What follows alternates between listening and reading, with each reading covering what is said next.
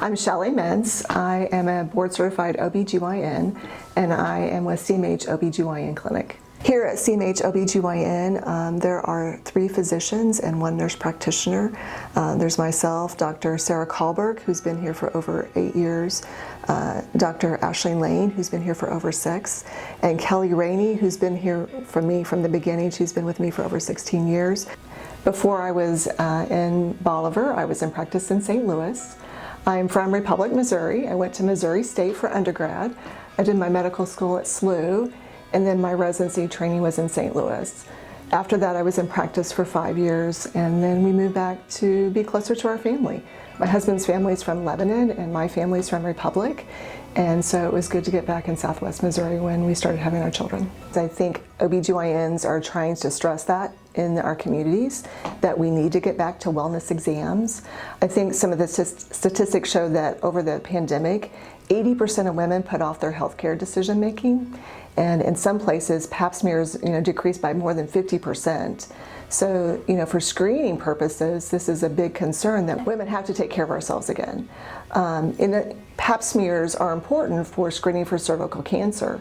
If 15,000 women have cervical cancer diagnosed every year, and then half of them are not diagnosed, that's a big impact, not only in the treatment of cervical cancer, but in catching it early and getting better outcomes for early diagnosis.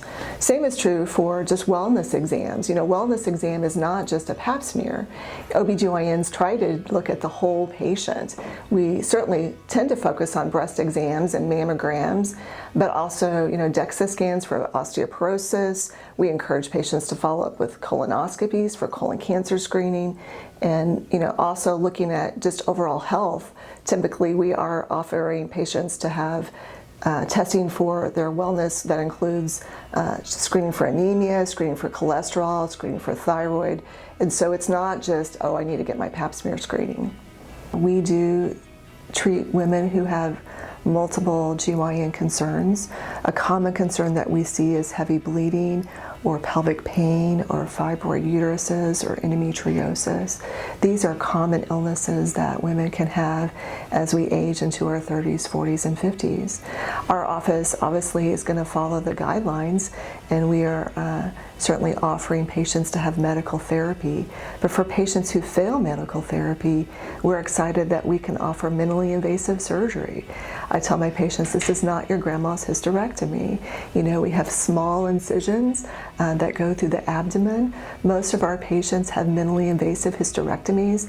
Most of my patients go home the same day of the procedure. And so it's really become an easier surgery to recovery from. You still have the weight restrictions that you have to let your incisions heal, but you're not spending long periods of time in the hospital.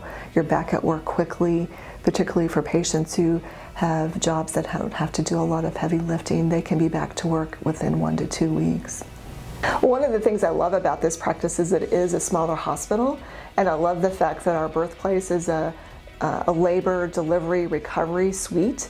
So we're not moving patients around in the middle of labor, or moving patients around after birth. And it seems more like a homey atmosphere that we deliver in one suite. Patients can have their labor support persons, their husbands, their family members in labor with them, and it seems to be more like a home environment. I love that our birthplace nurses are so experienced. Many of them have 15, 20 years of service. And so you're not getting the newbie nurses, you're getting people who really know what they're doing. Patients will be surprised that they get the same nurse day after day. And they really get to have a strong bond with their nurses, and we have a lot of respect and work well with our nurses. And that's one of the things that's really nice about being in a practice for an extended period of time, is that you do develop full relationships with entire families.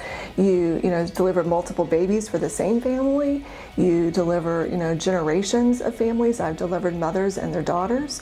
I've not yet delivered a patient who I delivered, but I have seen a patient who I delivered as a patient, although she's not pregnant.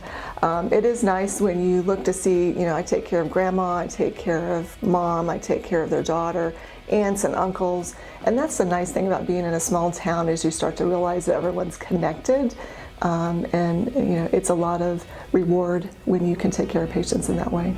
I'll never forget my first delivery. I was a third-year medical student and I cried. I'll cry right now thinking about it.